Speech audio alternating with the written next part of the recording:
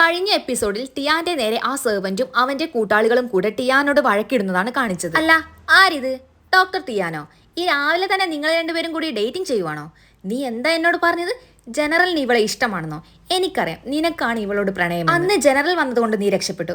ഇന്ന് നിന്നെ ആരെ രക്ഷിക്കാൻ വരുന്നേ എന്ന് പറഞ്ഞ് അവളെ ആക്രമിക്കാൻ വരുമ്പോൾ ടിയാൻ അവിടെ നിന്നും ഓടുന്നു. ടിയാൻ മാൻഷന് ചുറ്റും ഓടിക്കൊണ്ടിരിക്കുമ്പോൾ പിന്നാലെ ആ സെർവന്റും കൂട്ടാളികളോട് അവനെ പിടിക്ക് എന്നും പറഞ്ഞ് ടിയാന്റെ പിന്നാലെ വെച്ചു പിടിക്കുന്നു. ആ സമയത്താണ് ബ്രദർ അവളെ കാണുന്നത്. ബ്രദറിന്റെ പേര് മാർക്വസ് മാർവൽ എന്നാണ്. ബ്രദറിന് ഒറ്റ നോട്ടത്തിൽ തന്നെ ടിയാനെ മനസ്സിലാകുന്നു. അവളെ കണ്ടതിന്റെ സന്തോഷവും മുഖത്തുണ്ട്. അവളെ നോക്കിക്കൊണ്ടിരിക്കുമ്പോഴാണ് പുറകെ വരുന്ന ആൾക്കാരെ അവൻ കാണുന്നത്. ആ സെർവന്റ് ഒരു വടിയെടുത്ത് ടിയാനെ വീഴ്ത്താൻ ശ്രമിക്കുമ്പോൾ ബ്രദർ അവളെ രക്ഷപ്പെടുത്തുന്നു. നീ എന്താ ഇവിടെ ചെയ്യുന്നത് എന്ന് അവൻ ചോദിക്കുമ്പോഴാണ് നീ അവളെ രക്ഷിക്കാൻ നോക്കണ്ട എന്നും പറഞ്ഞ് അവളെ പിടിക്കാൻ വേണ്ടി സെർവന്റിനെ കാണുന്നതും ഉടനെ ഒരു തൊഴി വെച്ച് കൊടുക്കുകയും ചെയ്യുന്നത്. അതിൽ ദേഷ്യം വന്ന സെർവൻ പിടിക്കവനെ എന്ന് കൂട്ടാളികളോട് പറയുമ്പോഴാണ് ബ്രദറിന്റെ അസിസ്റ്റന്റ് അവിടെ എത്തുന്നതും ഇത് ജനറൽ ജെയുടെ ബ്രദറാണെന്ന് പറയുകയും ചെയ്യുന്നത്. ഇത് കേട്ടതും ടിയാൻ അടക്കം ആ സെർവൻസ് എല്ലാവരും നിലത്തിരുന്ന് ബഹുമാനം കാണിക്കുന്നു. ടിയാനെ കാണുന്ന അസിസ്റ്റന്റ് അല്ല ഇവനല്ലേ അവൾ എന്ന് പറയാൻ വരുന്നതും ബ്രദർ മിണ്ടാതിരിക്കാൻ ആക്ഷൻ കാണിക്കുന്നു. എന്താണ് ഇവിടെ സംഭവിച്ചതെന്ന് അസിസ്റ്റന്റ് ചോദിക്കുമ്പോൾ ടിയാൻ ചാടിക്കയറി എടാ, നിനക്ക് എത്ര ധൈര്യം ഉണ്ടായിട്ടാണ് നീ മാർക്യൂസിനെ അറ്റാക്ക് ചെയ്യാൻ ശ്രമിച്ചത്? നിനക്ക് മരിക്കണ്ട എന്നുണ്ടെങ്കിൽ വേഗം തന്നെ കാല് പിടിച്ച് മാപ്പ് ചോദിച്ചോ എന്ന് ഇവർ ബ്രദറിനെ പ്ലാൻ ഇട്ട് അറ്റാക്ക് ചെയ്യാൻ ശ്രമിച്ച പോലെ അവൾ പറയുന്നു. സെർവന്റ് അത് കേട്ട് മാപ്പ് ചോദിക്കുന്നു. ഇത് കണ്ടുന്ന ബ്രദറിന് ചിരി വരുന്നുണ്ട്. എന്നിട്ട് അവൻ എന്നെ രക്ഷിച്ചതിന് നന്ദിയുണ്ട് എന്ന് ടിയാനോട് പറയുന്നു. അപ്പോഴാണ് ടിയാന്റെ തലയിലെ മുറിവിൽ നിന്നും ചോര വരുന്നത് കാണുന്നത്. അവളോട് ഡോക്ടറെ കാണിക്കാൻ വേണ്ടി പറയുമ്പോൾ ഞാൻ ഈ മാൻഷനിലെ ഡോക്ടറാണെന്ന് അവൾ പറയുന്നു. ഞാൻ തന്നെ എന്നെ നോക്കിക്കോളുമെന്നും. ബ്രദർ അവളോട് പേര് ചോദിക്കുമ്പോൾ ടിയാൻ ഷി എന്ന് പറയുമ്പോൾ നീയാണോ ടിയാൻ എന്ന് അവൻ തിരിച്ചു ചോദിക്കുന്നു. അപ്പോഴാണ് ജയ പറഞ്ഞ ഡോക്ടർ ഇവളാണെന്ന് അവന് മനസ്സിലാകുന്നത്. എന്നിട്ട് ആ സെർവൻറ്റിനോട് ഇനി മുതൽ ഇവനുമായി വഴക്കിടുകയോ വീണ്ടും പ്രശ്നമുണ്ടാക്കുകയോ ചെയ്താൽ ഞാൻ ജയോട് പറയും. ജയ നിങ്ങളെ പണിഷ് ചെയ്തില്ലെങ്കിൽ ഞാൻ നിങ്ങളെ നോക്കിക്കോളും എന്ന് പറഞ്ഞ് അവിടെ നിന്ന് പോകുന്നു. ബ്രദർ അവിടെ നിന്ന് മുന്നോട്ട് നടക്കുമ്പോൾ ടിയാൻ അവന്മാരുടെ മുൻപിൽ ചെന്ന് വലിയ ആളെ പോലെ നിങ്ങൾ എന്നെ പിന്തുടരുകയാണോ? അദ്ദേഹത്തെ തല്ലാൻ നിനക്ക് എങ്ങനെ ധൈര്യം വന്നത്? ആരോടാണ് നീ അടിയുണ്ടാക്കിയത് നിനക്കറിയാമോ? ഞാനില്ലായിരുന്നെങ്കിൽ മാർക്കീസ് നിന്നെ കൊല്ലുമായിരുന്നു. ഇപ്പോൾ ഞാനാണ് നിങ്ങളുടെ ജീവൻ രക്ഷിച്ചിരിക്കുന്നത്. അത് മനസ്സിൽ എപ്പോഴും വേണം. ഞാൻ പറയുന്നത് കേൾക്കുന്നുണ്ടല്ലോ എന്നൊക്കെ പറയുന്നു. ബ്രദറിനാണെങ്കിൽ നടന്നു പോകുമ്പോൾ ഇതെല്ലാം കണ്ട് ചിരി വരുന്നുണ്ട്. പിന്നീട് കാണിക്കുന്നത് ഓടുമ്പോൾ എൻ്റെ ഡ്രസ്സ് ചെറുതായൊന്ന് ലൂസായിട്ടുണ്ടായിരുന്നു. ആരും ശ്രദ്ധിച്ചിട്ടുണ്ടാവില്ലല്ലോ എന്ന് പറഞ്ഞ് തന്റെ ഡ്രസ്സ് എല്ലാം ശരിയാക്കുന്ന ടിയാനയാണ്. അവിടെ നമ്മുടെ ടിയാനോട് ക്രഷുള്ള പെൺകുട്ടി വരുന്നു. അവളുടെ പേര് ചുൻഹ എന്നാണ്. ചുൻഹ ടിയാനെ ബാൻഡേജ് ഇടാൻ സഹായിക്കുമ്പോൾ നീ ആദ്യമായിട്ടാണ് ബാൻഡേജ് ഇടാൻ സഹായിക്കുന്നത്, നിനക്കിതൊക്കെ എങ്ങനെ അറിയാം എന്ന് ചോദിക്കുമ്പോൾ ഞാൻ കുട്ടിയായിരുന്നപ്പോൾ മാസ്റ്ററിനെ സേവിച്ചിട്ടുണ്ട്. കുറച്ച് സ്കിൽസ് എല്ലാം എനിക്കറിയാം. എനിക്കും മെഡിക്കലിനോട് താല്പര്യമുണ്ട്. പക്ഷേ ഒരു പെൺകുട്ടിക്ക് എങ്ങനെ ഡോക്ടർ ആവാൻ കഴിയും എന്ന് ചുൻഹ പറയുമ്പോൾ അതെന്താ, ആരാ പറഞ്ഞത് പെൺകുട്ടികൾക്ക് ഇതിനൊന്നും കഴിയില്ല എന്ന്?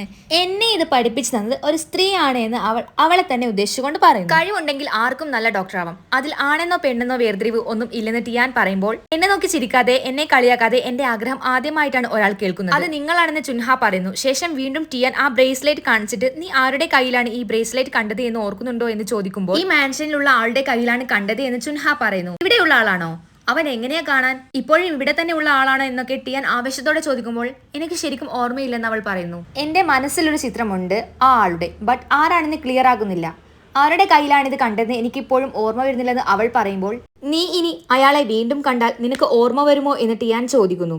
എനിക്കും അങ്ങനെ തോന്നുന്നു എന്ന് അവൾ മറുപടി പറയുന്നു. ശേഷം കാണിക്കുന്ന ടിയാനെ കുറിച്ച് ഓർത്തുകൊണ്ടിരിക്കുന്ന ബ്രദറിനെയാണ്. അപ്പോൾ അങ്ങോട്ട് വരുന്ന അസിസ്റ്റന്റിനോട് നീ ക്ലബിൽ പോയ കാര്യം എന്തായി, അവളെ നേരിട്ട് കണ്ടോ എന്നൊക്കെ ചോദിക്കുമ്പോൾ അസിസ്റ്റന്റ് ഇല്ല എന്നും പറയുന്നു. അവൾ പുറത്ത് പോയതാണ് അവിടുത്തെ ബോസ് പറഞ്ഞത്. പക്ഷേ ഇന്ന് മാൻഷനിൽ വെച്ച് ഡോക്ടർ ടിയാനെ കണ്ടപ്പോൾ നിങ്ങൾ വരച്ച പെയിന്റിങ്ങിലുള്ള പെൺകുട്ടിയെ പോലെ തന്നെയാണുള്ളത്. രണ്ടാളും ഒരുപോലെ ഇരിക്കുന്നു കാണാൻ. എങ്കിലും രണ്ടുപേർക്കും വലിയ വ്യത്യാസമുണ്ട്. ഒരാൾ ആ പെൺകുട്ടിയും ഒരാൾ ഡോക്ടർ ടിയാനും. അതും ശരിയാണ്. എനിക്ക് തോന്നുന്നു ഡോക്ടർ ടിയാന് ഒരുപാട് സീക്രട്സ് ഉണ്ടെന്ന്. നീ അവന്റെ ബാക്ക്ഗ്രൗണ്ട് ഒന്ന് ചെക്ക് ചെയ്യണം, ആ വാൻഹോം ക്ലബും ചെക്ക് ചെയ്യണം എന്ന് ബ്രദർ പറയുന്നു.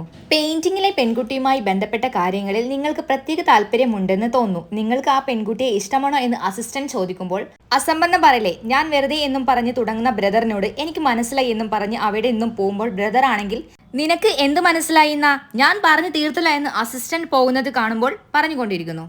അവിടെ നിന്ന് കട്ട് ചെയ്തിട്ട് പിന്നീട് കാണിക്കുന്നത് ജയയുടെ മാൻഷനാണ്.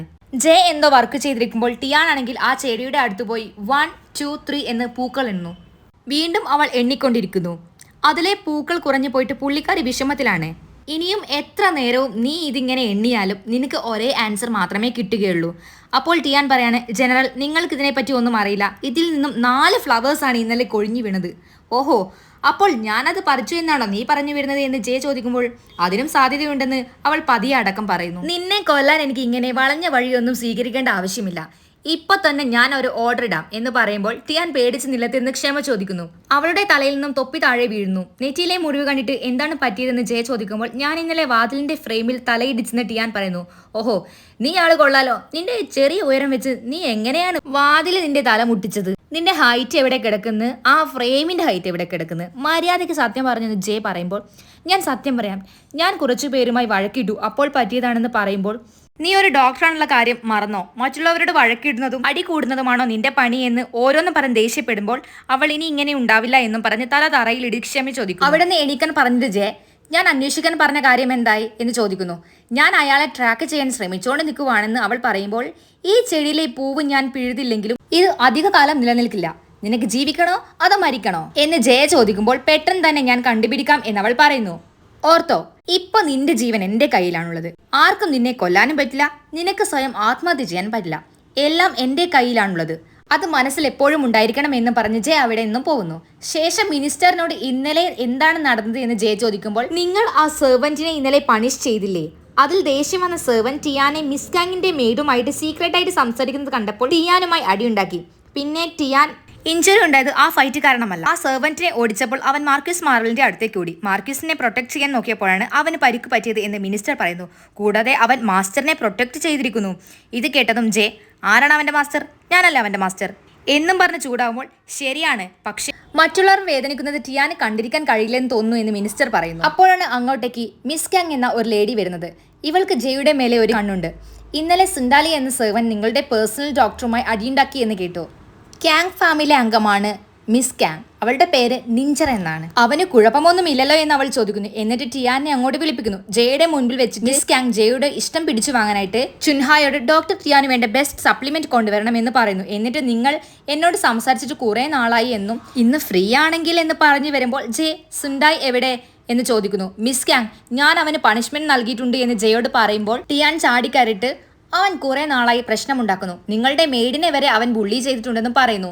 ക്യാങ് കുടുംബത്തിലെ സെർവന്റ് ആണ് സുണ്ടായ് എന്ന് എനിക്കറിയാം. ഇനിയും ഇങ്ങനെ എന്തെങ്കിലും ഉണ്ടായാൽ നിന്റെ റെപ്യൂട്ടേഷനും അത് ദോഷകരമായി ബാധിക്കുമെന്നും പറഞ്ഞ് നിന്നെ ഞാൻ പിന്നീട് കാണാം എന്നും പറഞ്ഞ് അവളെ അവിടെ നിന്നും പറഞ്ഞയക്കുന്നു. പോകുന്ന വഴിക്ക് മിസ് കാങ് അവനെ തിരിഞ്ഞു നോക്കുമ്പോൾ ഇവളുടെ പെരുമാറ്റം കണ്ടിട്ട് ബ്രദറിനോടുള്ള കണക്ഷൻ ആയിട്ട് തോന്നുന്നില്ല. ഇവൾക്ക് ജയോട് ഫീലിങ്സ് ഉണ്ടെന്ന് തോന്നുന്നു എന്ന് ടിയാൻ മനസ്സിൽ ചിന്തിക്കുന്നു.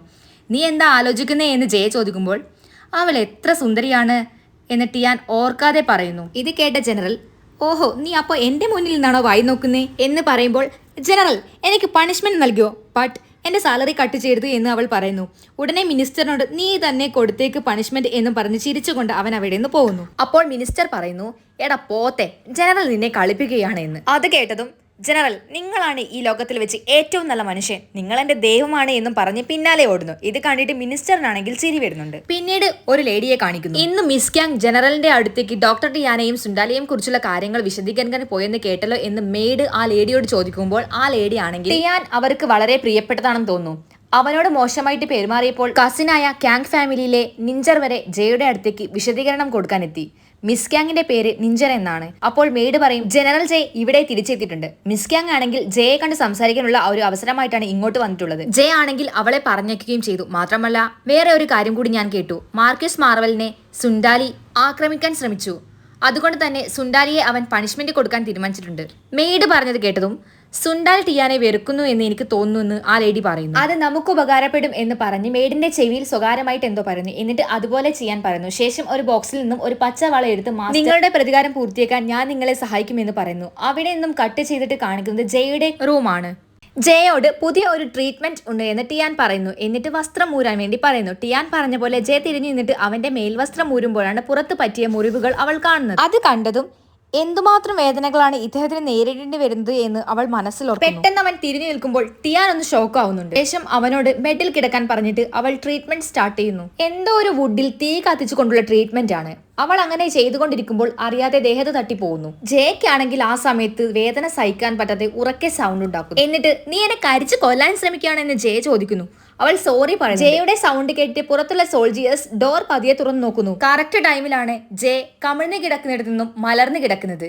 എന്നിട്ട് ഇതാണ് കംഫർട്ടബിൾ എന്ന് പറയുന്നു. പുറകിൽ നിന്നും മെയ്ഡ്സ് ആണെങ്കിൽ അവരെ കണ്ട് തെറ്റിദ്ധരിക്കുന്നു. പിന്നെ പറയണ്ടല്ലോ, പിറ്റേ ദിവസം ആകാശവാണി പോലെ വാർത്തകൾ പടരാൻ തുടങ്ങി. മാൻഷനിൽ മെയ്ഡ്സ് അടക്കം ഭടന്മാരും എല്ലാവരും ഇതിനെപ്പറ്റിയാണ് സംസാരിക്കുന്നത്. ഒരുത്തൻ മറ്റൊരുത്തനോട് പറയുന്നു, എടാ നീ അറിഞ്ഞോ, ഡോക്ടർ ടിയാൻ എല്ലാ ദിവസവും രാത്രി ജനറൽ ജെയെ ബെഡിൽ സേവ് ചെയ്യുന്നുണ്ട് എന്നൊക്കെ പല റൂമേഴ്സ് ആണ് പറഞ്ഞു പടർത്തുന്നത്. വേറെ ഒരുത്തനാണെങ്കിൽ ജനറൽ വെറുതെ അല്ല സ്ത്രീകളിൽ ഇൻട്രസ്റ്റ് കാണിക്കാത്തത്, അദ്ദേഹത്തിന് സ്പെഷ്യൽ ടേസ്റ്റ് ആണ് ഉള്ളത് എന്ന് പറയുന്നു. ജനറൽ എന്ത് ഹാൻസം ആണ്, ഞാൻ ഒരിക്കലും ഇങ്ങനെ സംഭവിക്കുന്നത് വിചാരിച്ചില്ല. ഇത്രയും ഹാൻസം ആയിട്ട് ജനറലിന് ടിയാനെയാണ് ഇഷ്ടം. ഈ ന്യൂസ് വന്നത് ജനറലിന്റെ ബെഡ്റൂമിൽ നിന്നുമാണ്. ഇന്നലെ ജനറൽ ഉറക്കെ ഷൗട്ട് ചെയ്തു. ഇങ്ങനെ ഓരോ റൂമേഴ്സും ഈ രണ്ട് സ്ത്രീകളും പറയുന്നതെല്ലാം പുറകിലൂടെ വന്ന ബ്രദർ കേട്ടിട്ട് അന്തം വിട്ടു നിൽക്കുന്നു. ഇവിടെ എന്തൊക്കെയാണ് നടക്കുന്നതെന്ന് അവന് മനസ്സിലാവുന്നില്ല. പിന്നീട് കാണിക്കുന്നത് ബ്രദർ ഈ റൂമേഴ്സുകളെ പറ്റി ജയോട് പറയുന്നതാണ്. നിങ്ങൾ ഡിഫറെന്റ് ആയിട്ടുള്ള രീതിയിലാണ് ടിയാനെ ട്രീറ്റ് ചെയ്യുന്നു എന്നാണ് എല്ലാവരും പറഞ്ഞു നടക്കുന്നത്.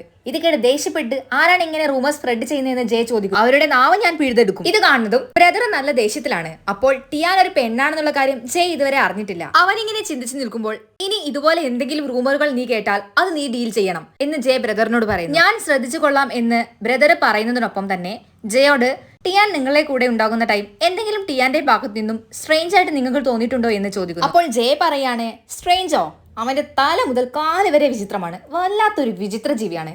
എന്നാലും അവന്റെ മെഡിക്കൽ സ്കിൽസ് അപാരം തന്നെയാണ്. അല്ല, നീ എന്താ ഇങ്ങനെ ചോദിച്ചത്?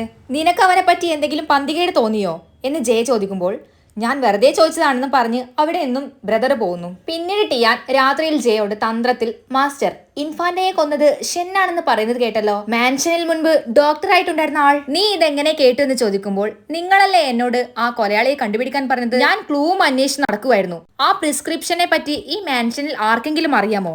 ഡോക്ടർ ഷെന്നിന്റെ ഒരു വംശപരമ്പരയും ഇന്നില്ല. ആ പ്രിസ്ക്രിപ്ഷനും കുറെ ആയി നഷ്ടപ്പെട്ടിട്ട്. എന്നിട്ടും എങ്ങനെ അത് ആ കൊലയാളിക്ക് കിട്ടി? എന്തായാലും ഞാനത് കണ്ടുപിടിക്കും. പിന്നെ നിന്റെ ജോബ് കുറ്റവാളിയെ കണ്ടുപിടിക്കലാണ്. ഒരു മിസ്റ്റേക്കിലും ചെന്ന് ചാടരുതെന്ന് ജയ പറയുമ്പോൾ ഞാനും ട്രൈ ചെയ്യുകയാണെന്ന് അവൾ പറയുന്നു. എന്നിട്ട് ഇന്നൊരു പുതിയ ട്രീറ്റ്മെന്റ് ഉണ്ട്, ഇത് വളരെ എഫക്റ്റീവ് ആണ് എന്ന് പറയുമ്പോൾ എന്ത് പുതിയത് ട്രൈ ചെയ്യാനോ എന്ന് ചോദിച്ച് അവൻ അവിടെ നിന്നും ഇറങ്ങുന്നു. ഇത് നിങ്ങൾക്ക് വേദനിക്കില്ല, ഞാൻ പ്രോമിസ് ചെയ്യാം, എന്നെ വിശ്വസിക്കുകയെന്നും പറഞ്ഞ് അവൾ പിന്നാലെ പോന്നു. അവനാണെങ്കിൽ വിഷറി എടുത്തിട്ട് വീശി തരാൻ പറയുന്നു. ചൂടുള്ളപ്പോഴൊക്കെ എന്തിനാണ് ഈ തണുപ്പിലും ഇതിന്റെ ആവശ്യമെന്ന് പറയുമ്പോൾ അവൻ ശരി നീ ഇന്ന് പോയിക്കോളൂ എന്ന് പറയുന്നു. അതേസമയം നിന്റെ സ്മെൽ എനിക്ക് വളരെ ഫെമിലിയർ ആയിട്ട് തോന്നുന്നു, അതൊരു ഫ്ലവറിന്റെ സ്മെല്ലാണ്. അത് കേട്ടതും അത് പിന്നെ ഇതാണ് എന്ന് പറഞ്ഞ് അവളുടെ ദേഹത്ത് തൂക്കിയിട്ടിരിക്കുന്ന ഒന്നെടുത്ത് ഇതിന്റെ സ്മെല്ലാണിത്, ഗാർഡേനിയ എന്ന ഫ്ലവർ. ഞാൻ ചെറുതായിരിക്കുമ്പോൾ എന്റെ ഫാമിലി കുറെ ചെടികൾ ഉണ്ടാക്കി, ഞാൻ അതെല്ലാം കളക്ട് ചെയ്ത് ഇതുപോലെ ഉണ്ടാക്കി എന്റെ കൂടെ തന്നെ വെച്ചു. നീ ഒരാണല്ലേ, പെൺപിള്ളേരെ പോലെ സെന്റും ഉണ്ടാക്കി ദേഹത്ത് തൂക്കിയിട്ട് നടക്കുന്നത് എന്തിനാണെന്ന് ചോദിക്കുമ്പോൾ ഇതെനിക്ക് ചെറുപ്പം മുതലേ ഉള്ള ഒരു ഹാബിറ്റ് ആണെന്ന് അവൾ പറയുന്നു. എന്നിട്ട് അവൾ അത് അവനെ ഏൽപ്പിച്ചിട്ട് തിരിച്ചു പോകും. എനിക്ക് നീ അടുത്തില്ലാതെ ഉറങ്ങാൻ പറ്റുന്നില്ല, പക്ഷേ അത് നീ കാരണമല്ല, ഈ സ്മെൽ, ഇതിന്റെ സ്മെല്ലാണ് അതിന് പിന്നിൽ രഹസ്യമെന്ന് എനിക്കിപ്പോ മനസ്സിലായി. ടിയാൻ ജയയുടെ അടുത്തു നിന്നും പുറത്തേക്ക് പോകുമ്പോൾ അവളെ പുറകിലൂടെ വന്ന് കൊലയാളി തലക്കടിച്ചു വീഴ്ത്തുന്നു. അതേസമയം തന്നെ ആ ചെടിയിൽ നിന്നും ഒരു പൂവ് കൊഴിഞ്ഞു വീഴുന്നു. ജയും സെയിം ടൈം ഉറക്കത്തിൽ നിന്നും ഞെട്ടി എഴുന്നേൽക്കുന്നു. എന്നാലും അതെങ്ങനെ? എന്നിട്ട് അവന് മനസ്സിലാകുന്നു ഇത് ആ സെന്റിന്റെ സ്മെൽ കാരണം അല്ല, ശരിക്കും അവൻ തന്നെയാണ് ഇതിന് കാരണം, ഡോക്ടർ ടിയാൻ. ആ സമയത്താണ് മിനിസ്റ്റർ അങ്ങോട്ട് വരുന്നത്. എന്നിട്ട് ചോദിക്കുന്നു, വീണ്ടും നിങ്ങൾ പേടി സ്വപ്നം കണ്ട് എഴുന്നേറ്റുവോ? ഞാൻ ടിയാനോട് ഇങ്ങോട്ടേക്ക് വരാൻ പറഞ്ഞു. ജയ ആദ്യം വേണ്ടെന്നൊക്കെ പറയുന്നുണ്ടെങ്കിലും പിന്നീട് വരാൻ വേണ്ടി പറയുന്നു. മിനിസ്റ്റർ പോയ വേഗത്തിൽ തന്നെ തിരിച്ചു വന്നിട്ട് ടിയാൻ മിസ്സിംഗ് ആണെന്ന് പറയുന്നു. കൊലയാളി അവനെ അറ്റാക്ക് ചെയ്തു എന്ന് തോന്നുന്നു. അത് കേട്ടതും ജെ എല്ലാ ഗേറ്റും ലോക്ക് ചെയ്യാൻ പറയുന്നു. എന്നിട്ട് എല്ലാവരോടും അവനെ കണ്ടുപിടിച്ച് കൊണ്ടുവരാൻ വേണ്ടി പറയുന്നു. എല്ലാവരും ടിയാനു വേണ്ടി തിരച്ചിൽ ആരംഭിക്കുന്നു. മിനിസ്റ്റർ പറയുന്നുണ്ട് എന്തായാലും കൊലയാളി ടിയാനെ കൊന്നാലും അയാൾക്ക് ഇവിടെ നിന്നും എസ്കേപ്പ് ആവാൻ സാധിക്കില്ല. അപ്പോൾ ജെ പറയുന്നു ആ കില്ലർ ഇനി മാൻഷനിൽ തന്നെ ജീവിക്കുന്ന ആരെങ്കിലും ആണെങ്കിലോ? എല്ലാ ഗേറ്റ്സും ലോക്ക്ഡ് ആണ്. ടിയാൻ നമ്മുടെ സഹായത്തിന് വേണ്ടി കാത്തിരിക്കുന്നുണ്ടാവും, അവനെ വേഗം പോയി രക്ഷിക്കും. പക്ഷേ എല്ലായിടത്തും ആൾക്കാരായതുകൊണ്ട് അയാൾ ടിയാനെ അടുത്തുള്ള ഒരു കുളത്തിലേക്ക് എറിയുന്നു. ഇവിടെ വെച്ച് ഈ എപ്പിസോഡ് ഇവിടെ അവസാനിക്കുന്നു. ടിയാൻ ഇനി എന്ത് സംഭവിക്കും? അവൾ രക്ഷപ്പെടുമോ എന്നൊക്കെ അറിയാൻ അടുത്ത എപ്പിസോഡുമായി ഞാൻ വീണ്ടും വരാം. ബൈ.